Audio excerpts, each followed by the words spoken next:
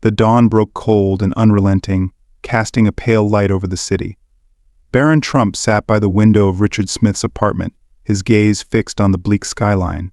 The faint hum of life outside offered little solace. Inside, the apartment was still, save for the soft sound of Anna's breathing in the next room. Her small frame, curled beneath a warm blanket, reminded Barron of the weight of the promise he'd made.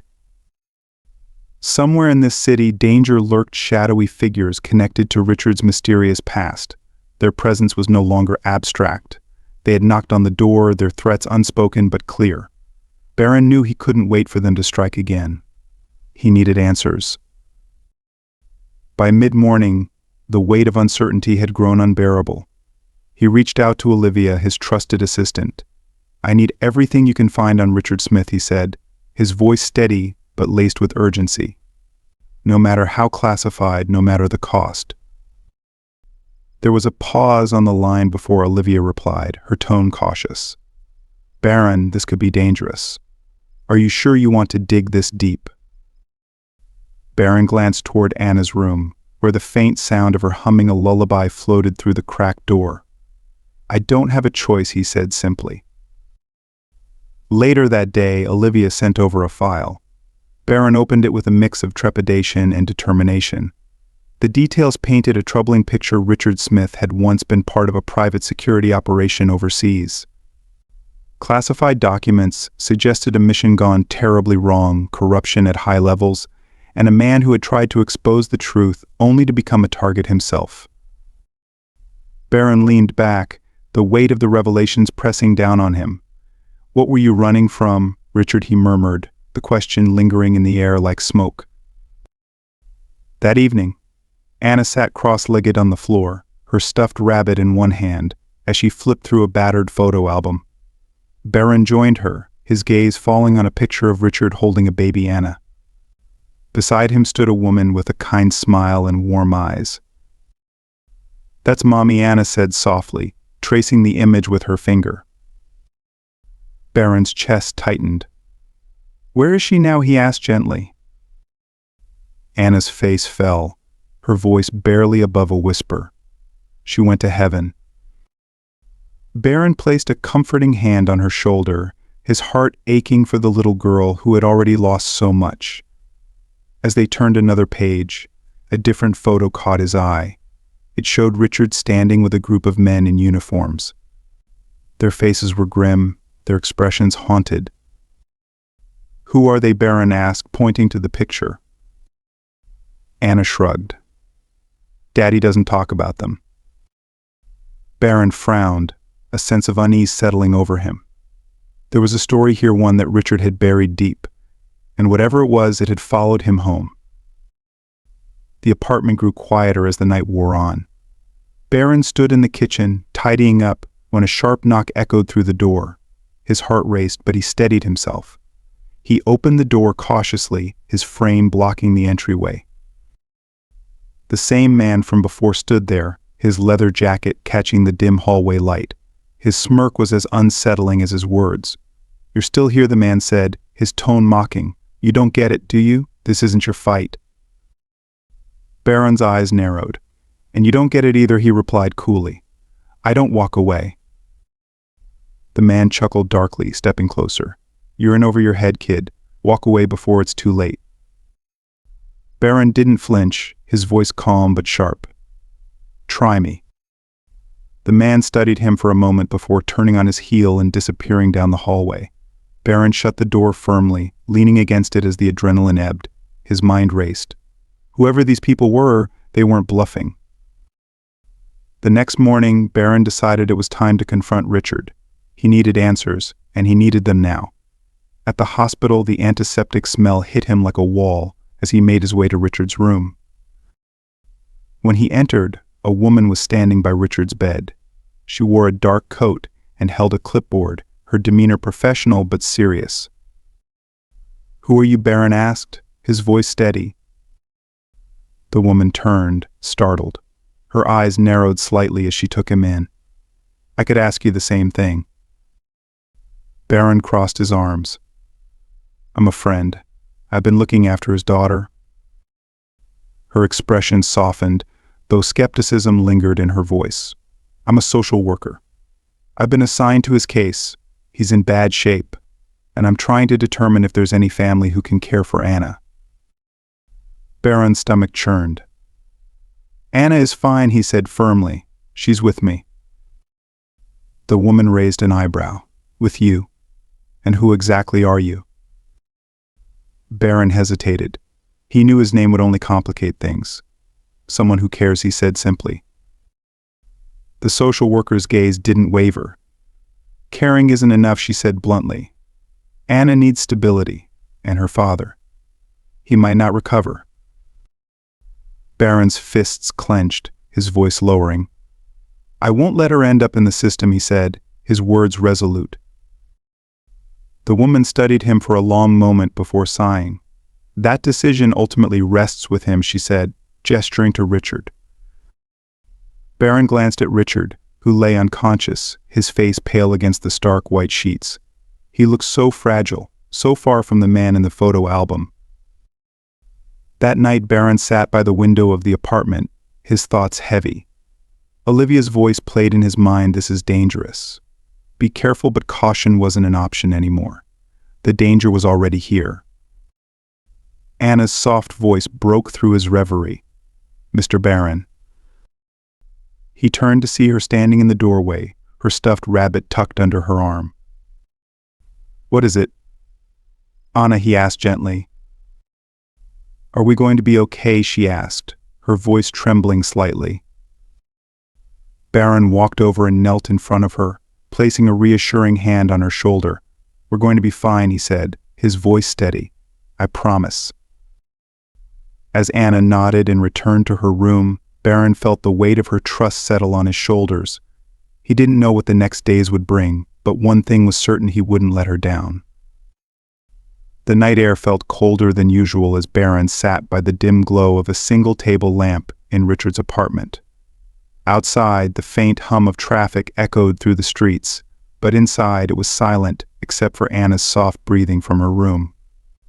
The apartment's stillness felt heavy, as if the walls themselves carried the weight of everything left unsaid. Barron leaned forward, his elbows resting on his knees, the crumpled photograph Anna had shown him lying on the table. Richard's younger face stared back at him, surrounded by men whose grim expressions spoke volumes.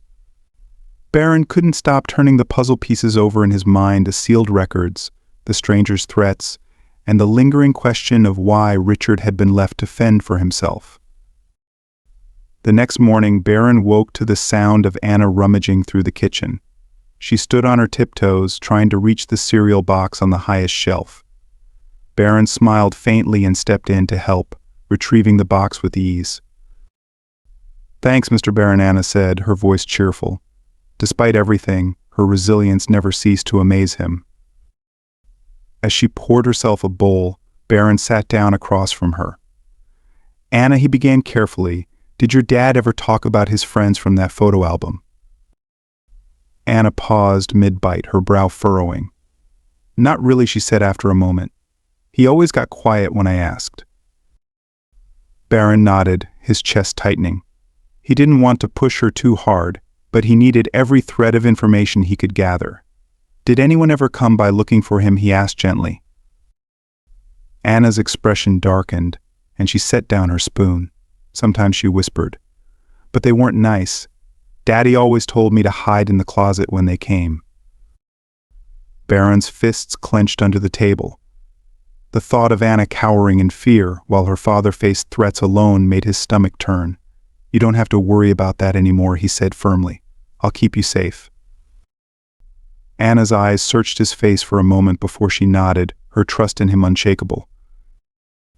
Later that day, Barron decided to visit the hospital again. He needed answers, and the only person who could provide them was Richard himself.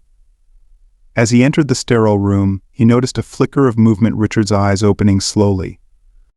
The man's face was pale, his body frail, but there was a spark of recognition when his gaze landed on Barron. "You," Richard rasped, his voice barely above a whisper. "You found Anna?" Barron nodded, stepping closer to the bed. "She's safe. She's staying with me." Richard's eyes glistened with tears, and he exhaled a shaky breath. "Thank you," he said, his voice thick with emotion. "I didn't know if anyone would help." Barron pulled up a chair and sat down, his tone steady but probing.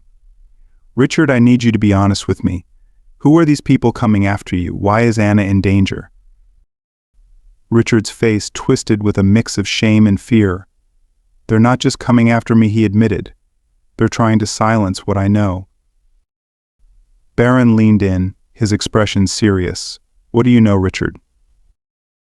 Richard hesitated, his eyes darting toward the door, as if expecting someone to burst in at any moment. Finally he spoke, his voice low and trembling.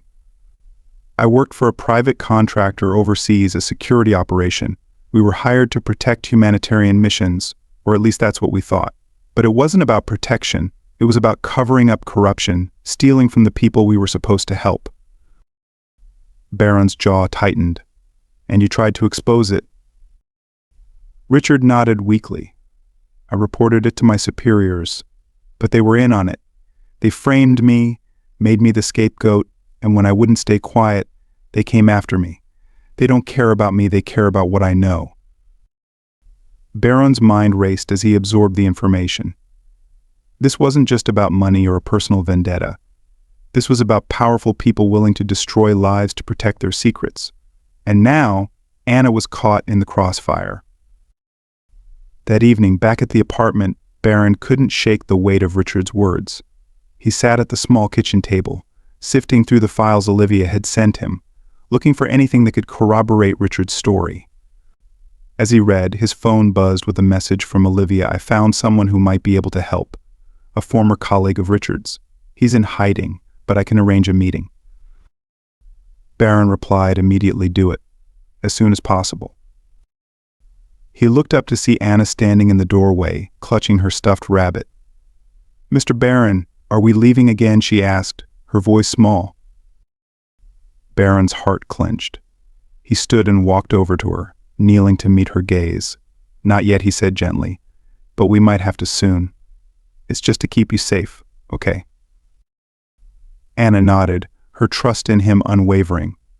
"Can I bring Bunny?" Barron smiled, brushing a stray curl from her face. "Of course. Bunny goes wherever you go." The next morning, Barron and Anna packed up what little they could and left the apartment. Olivia had arranged for them to stay at a secluded cabin outside the city, a property owned by the Trump family but rarely used. The drive was long, and Anna spent most of it staring out the window, her rabbit clutched tightly in her lap. When they arrived, the cabin was a stark contrast to the cramped apartment. It was warm and inviting, with a fireplace crackling softly in the corner. Anna's eyes widened as she looked around. "This is all for us?" she asked. "For now," Barron replied with a soft smile. "Until we figure things out." Anna wandered through the cabin, her small footsteps echoing in the quiet space. For the first time in days, Barron felt a glimmer of hope. Here, at least for a little while, Anna could be a child again. That night, as Anna slept soundly in her new bed, Barron sat by the fire, scrolling through more documents. The deeper he dug, the clearer the picture became. Richard had uncovered something massive, and the people trying to silence him would stop at nothing. Barron's phone buzzed, breaking his concentration. It was Olivia. "The meeting is set," she said. "But you need to be careful. This guy is paranoid, and for good reason." Barron nodded, his resolve firm. "Send me the details." As he hung up, he glanced toward Anna's room. The responsibility he felt for her was overwhelming, but it was also what kept him moving forward. He couldn't let her down, not now, not ever.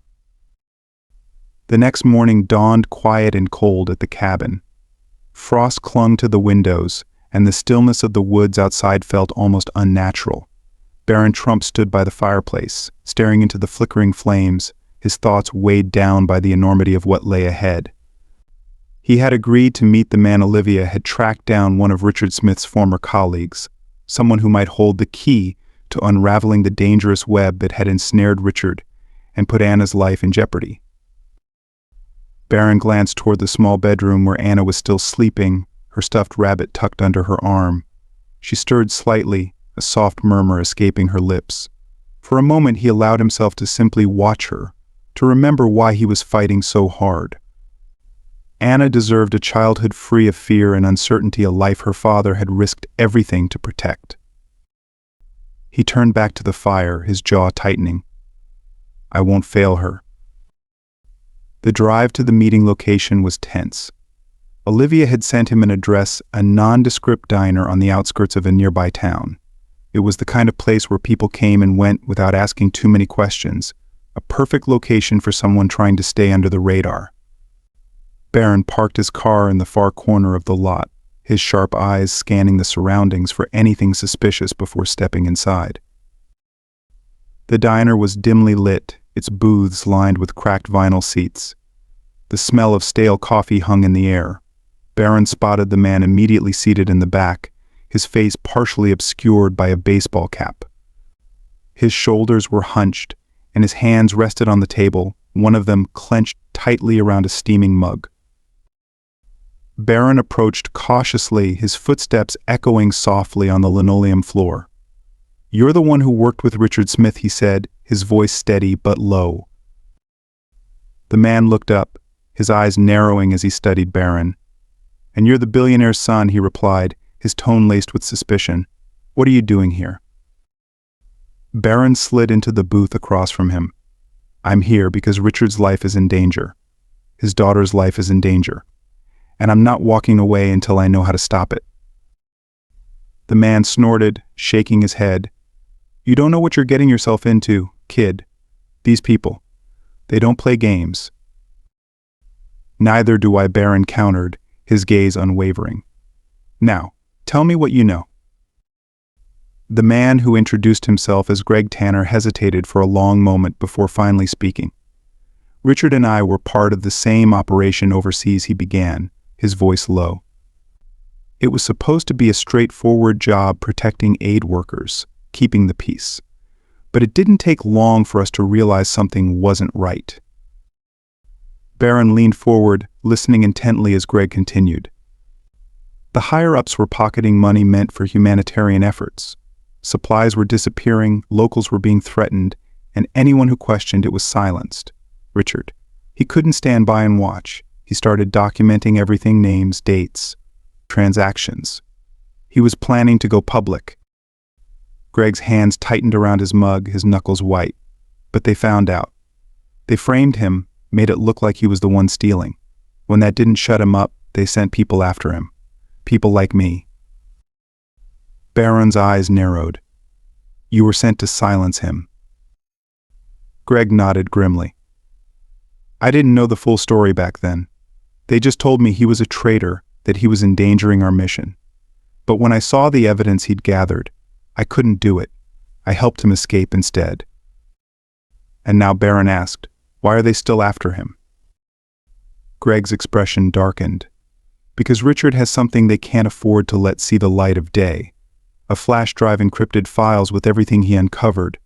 If those files get out, it could bring down some very powerful people." Barron's mind raced. "Where is the drive now?" Greg shook his head. "I don't know. He wouldn't even tell me. All I know is that they'll keep coming until they get it or until he's dead." Back at the cabin, Barron replayed the conversation in his mind as he watched Anna draw quietly at the kitchen table. Her innocence was a stark contrast to the darkness swirling around them, and it only strengthened his resolve. If this flash drive held the key to ending the threat against Richard and Anna, then he had to find it. But first, he needed to ensure their safety. "Anna," he said gently, sitting down across from her, "do you remember your dad ever talking about something important he needed to keep safe?" Anna looked up from her drawing, her brow furrowing in thought. "Sometimes," she said, "he had a little silver thing he always kept with him. He said it was really important." Barron's heart skipped a beat. "Do you know where it is now?" Anna hesitated, then nodded. "He hid it in our apartment. In the closet, behind the boxes." Barron exhaled, relief mingling with urgency. We need to go back and get it. Returning to the apartment was a calculated risk, but one Barron knew they had to take. He and Anne arrived just as the sun began to set, the building's shadow stretching long across the street. Barron carried Anna in his arms as they climbed the stairs, his sharp eyes scanning the hallway for any signs of danger. The apartment was cold and silent, the faint smell of dust and disuse hanging in the air. Barron set Anna down and began searching the closet. As she'd said, the flash drive was hidden behind a stack of old boxes, its silver casing glinting faintly in the dim light.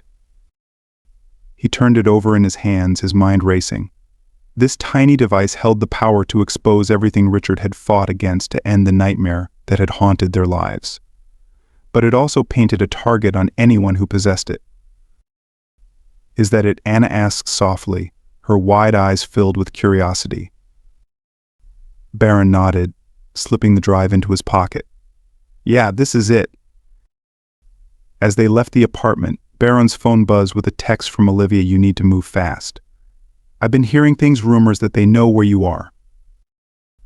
Barron's jaw tightened. He carried Anna back to the car, his heart pounding. The shadows around them felt heavier now, the quiet more oppressive. He couldn't shake the feeling that they were being watched. When they returned to the cabin, Barron immediately began backing up the files on the flash drive. The encrypted data was extensive: names, dates, transactions, and more. Olivia's contacts had provided him with the tools to decrypt it, but it would take time. As he worked, Anna sat nearby, coloring in her notebook. "Mr. Barron," she said after a while, her voice hesitant. "Are we going to be okay?" Barron looked up, his gaze softening. "We're going to be okay," he said firmly. "I promise."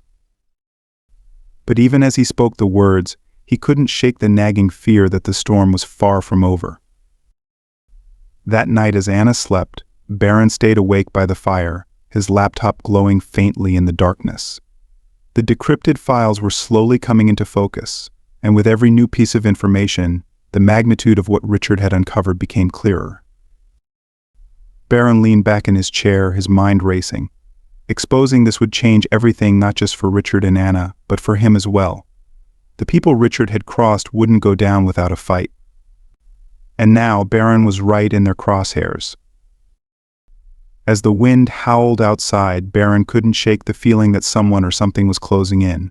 The next morning, the forest surrounding the cabin was eerily silent, the frost-covered trees standing like sentinels against the pale winter sky. Barron Trump sat at the kitchen table, his laptop open before him, its screen glowing faintly in the dim light. The decrypted files were finally starting to make sense, revealing a trail of corruption that stretched far beyond anything he had imagined. Names of high-ranking officials, falsified contracts, embezzled funds. It was all there, damning evidence meticulously documented by Richard Smith. Barron rubbed his temples, the weight of the information pressing heavily on him. This wasn't just about saving Richard and Anna anymore. It was about justice, about bringing the truth to light, no matter the cost. But as he stared at the names on the screen, he knew exposing this wouldn't come without consequences. Anna shuffled into the kitchen, her stuffed rabbit tucked under her arm.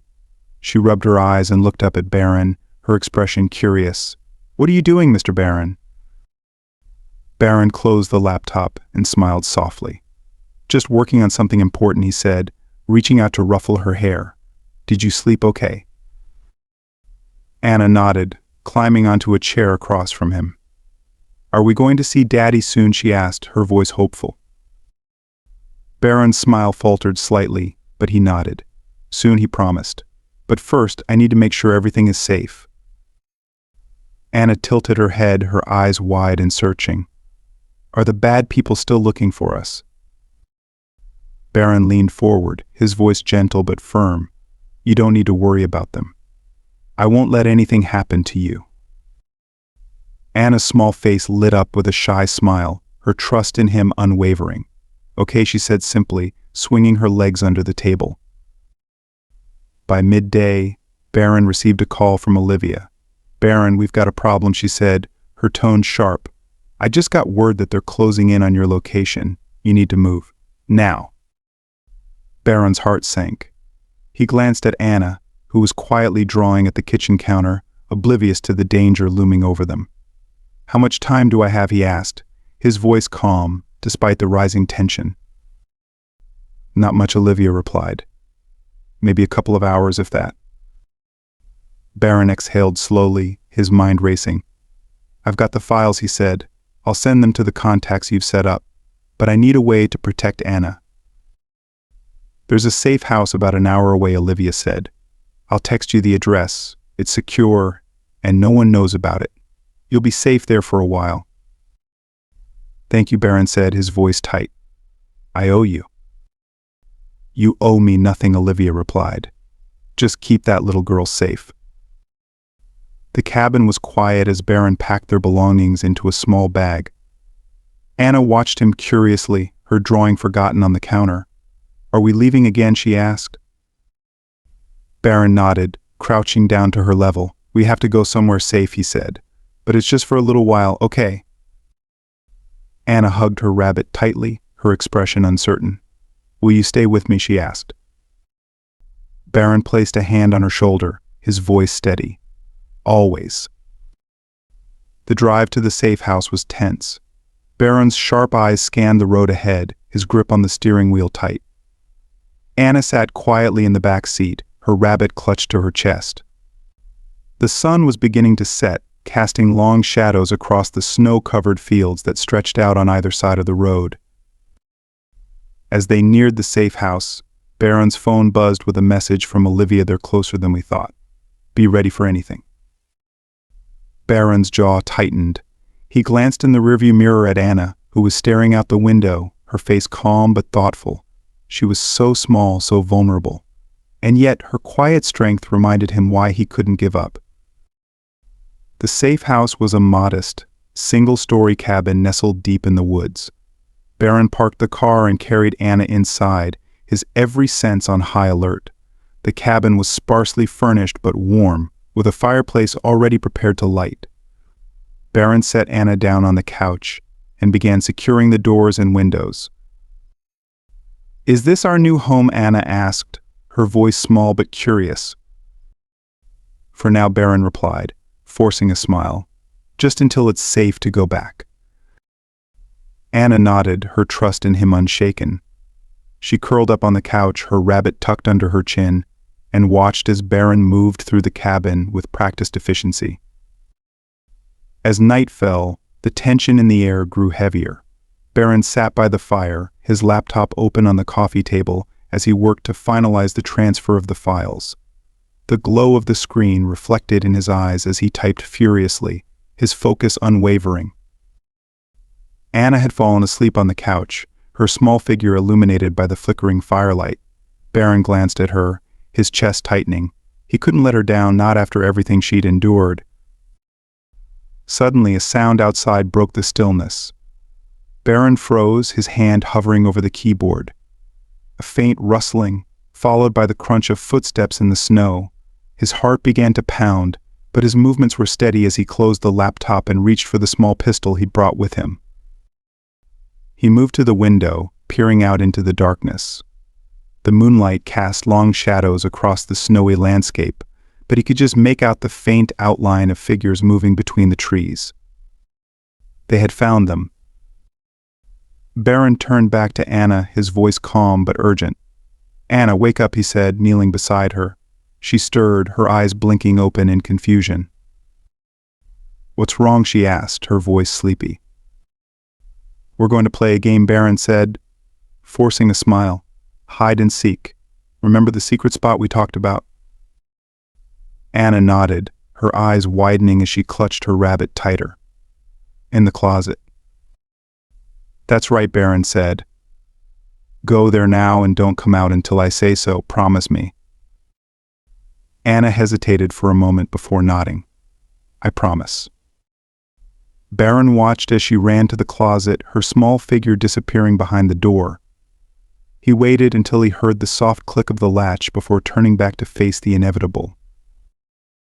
The pounding on the door came moments later, shaking the cabin to its foundation. The door splintered inward, shards of wood scattering across the floor as three men stormed into the cabin. Their shadows stretched long and menacing under the faint glow of the fireplace. Barron Trump stood in the center of the room, his shoulders squared, his pistol steady in his hands.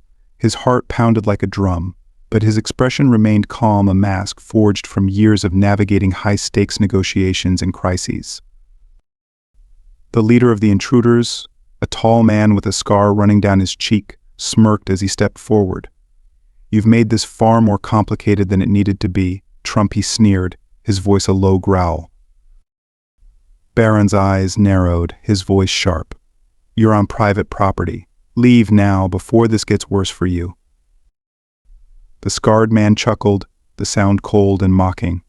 Bold words for a man outnumbered 3-1, he motioned to the others. "Search the place. Find the girl." The pit in Barron's stomach deepened as one of the men moved toward the hallway where Anna was hiding.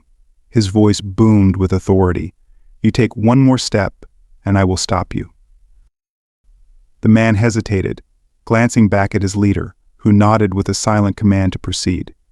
Barron took aim and fired a warning shot into the floor. The sound echoed through the cabin, freezing everyone in place. "Last warning," Barron said, his voice steady despite the adrenaline coursing through his veins.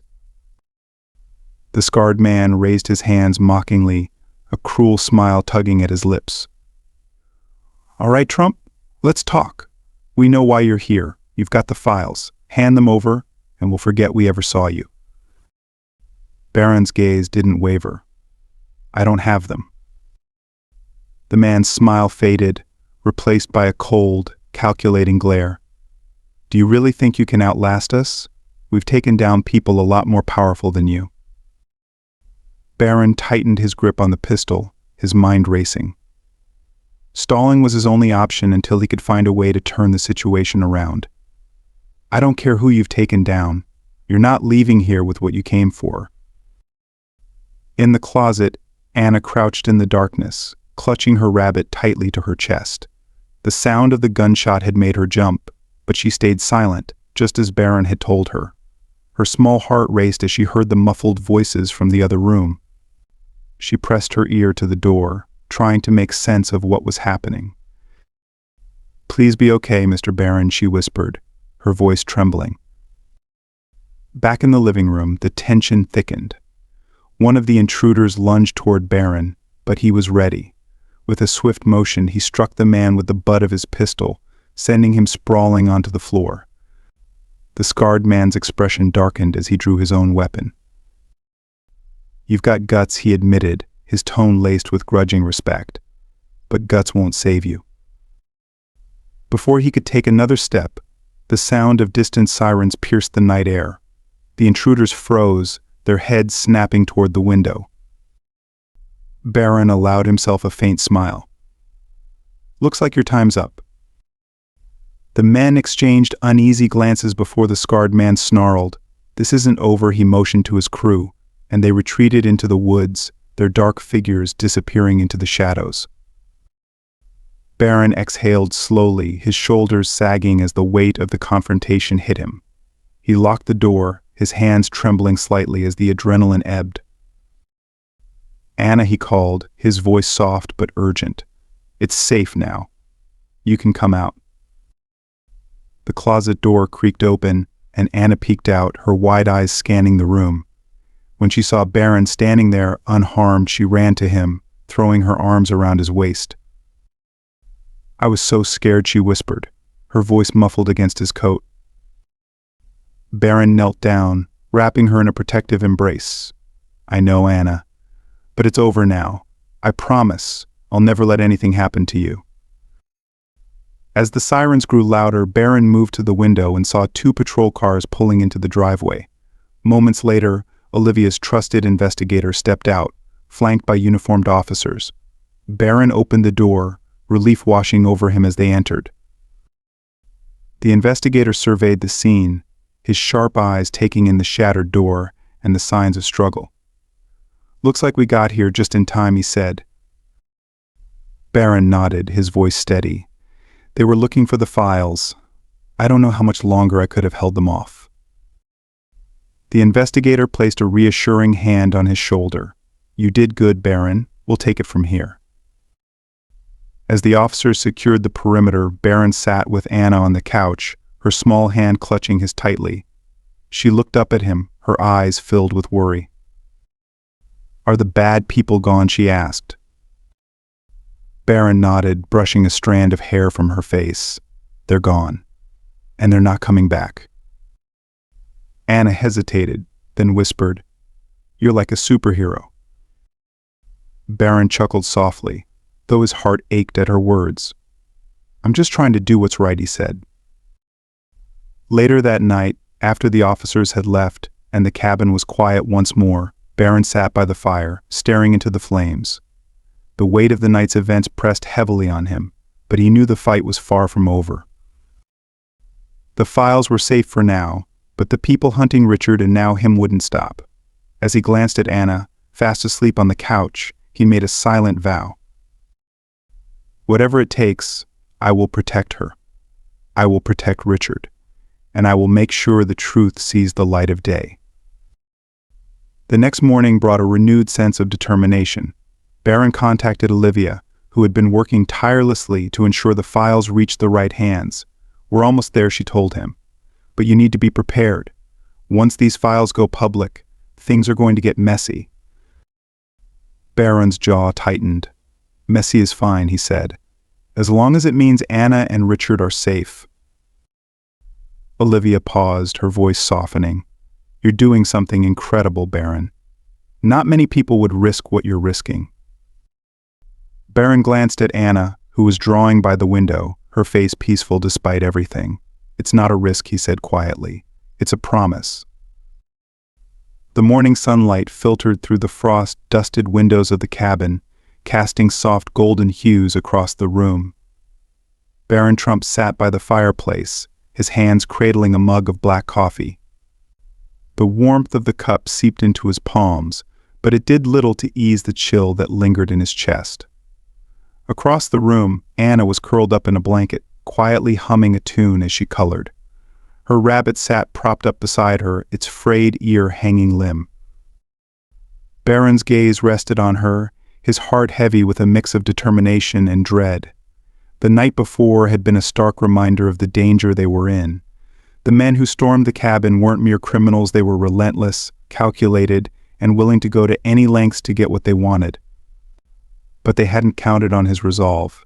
He'd stood his ground, not just for himself but for Anna, for Richard, for the promise he had made. "Mr. Barron," Anna's voice broke through his thoughts. She looked up from her drawing, her brown eyes wide with curiosity. "Are we going to see Daddy today?" Barron set the mug down, leaning forward slightly. "Soon," he said, his tone gentle. "We just need to make sure it's safe first." Anna nodded, her small fingers gripping a crayon tightly. "Do you think Daddy misses me?" Barron's chest tightened at the question. "Of course he does," he replied. "He talks about you all the time. You're the most important person in the world to him." Anna smiled faintly, returning to her drawing. "I miss him too," she said softly. Barron's phone buzzed on the table, cutting through the quiet. He picked it up, his sharp eyes scanning the message from Olivia. "Final transfer complete. The files are secure. You need to move Richard soon, he's not safe where he is." Barron exhaled slowly, running a hand through his hair. He knew Olivia was right. The hospital wasn't just a place of healing, it had become a liability. If the people after Richard found him there, it would be over. And yet, moving him would be a monumental risk. He stood, his tall frame casting a shadow over the room. "Anna," he said gently, "how about we take a little trip today?" Her eyes lit up with excitement. "Are we going to see Daddy?" Barron hesitated for a moment before nodding. "Yes, we'll visit him and make sure he's okay." The drive to the hospital was tense. Barron kept glancing in the rearview mirror, scanning for any signs of a tail. Anna sat quietly in the back seat, her rabbit clutched tightly to her chest. She seemed calmer than he felt, her small face serene as she watched the snowy landscape pass by.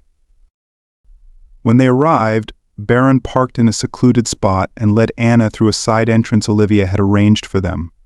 The hallways were quiet, the sterile scent of antiseptic hanging in the air. As they approached Richard's room, Barron felt a pang of apprehension. He didn't know how much Richard had recovered or how much he would even remember. Anna clutched his hand tightly as they entered the room. Richard lay in the bed, his face pale but alert. His eyes widened as they landed on Anna, and for a moment, the weight of his exhaustion seemed to lift. "Anna," he rasped, his voice weak but filled with emotion. Daddy. Anna let go of Barron's hand and ran to her father's bedside. She climbed onto the chair next to him, her small hands reaching for his.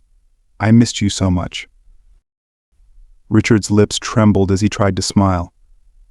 "I missed you too, sweetheart," he said, his voice cracking. He turned his gaze to Barron, gratitude shining through the weariness in his eyes. "Thank you," he said softly, "for taking care of her." Barron nodded, stepping closer to the bed. "She's an incredible kid," he said, "and she's tougher than either of us." As Anna chattered happily to her father, Barron took a step back, giving them space. He watched the way Richard's hand trembled as he stroked Anna's hair, the faint smile that played on his lips despite the pain etched into his face. It was a moment of fragile peace, one that Barron knew wouldn't last if they didn't act quickly. When Anna finally settled into the chair, her head resting against the side of the bed, Barron leaned in close to Richard. "We need to move you," he said quietly. "It's not safe here." Richard's brows furrowed. "Move me? Where?" "I've arranged for a secure location," Barron replied. "But we have to do it soon. They know you're here, Richard. It's only a matter of time." Richard's face darkened, the weight of the situation settling heavily over him. "I never wanted this," he murmured. I wanted to do the right thing." Barron's voice softened. "You did do the right thing, and now we're going to finish what you started." With the help of Olivia's team, they managed to secure a private transport vehicle to move Richard. The plan was meticulous, every detail accounted for. Barron carried Anna in his arms as they wheeled Richard out through a back exit, the cold winter air biting at their faces. Anna looked up at him, her eyes wide with concern. "Is Daddy going to be okay?" Barron tightened his hold on her, his voice steady. "He's going to be just fine," he assured her. "We're taking him somewhere safe." The journey to the new location was long and tense. Richard drifted in and out of consciousness in the back of the van, his breathing shallow but steady. Anna sat beside him, her small hand resting on his arm, as if her touch alone could keep him grounded. Barron sat in the front passenger seat, his sharp gaze scanning the road ahead. Every car that passed, every shadow that flickered in the periphery, felt like a potential threat, but they made it to the safe house without incident. The safe house was a secluded facility equipped with everything Richard would need to recover. It was warm and quiet, a stark contrast to the chaos they had left behind. As the medical team settled Richard into his new room, Barron led Anna to a small sitting area with a cozy fireplace. "Is this where we're staying now?" Anna asked, her voice tinged with curiosity. For a little while, Barron said, sitting down beside her. "Until everything settles down." Anna nodded, her expression thoughtful. "Do you think the bad people will find us here?" Barron hesitated for a moment before shaking his head. "No," he said firmly.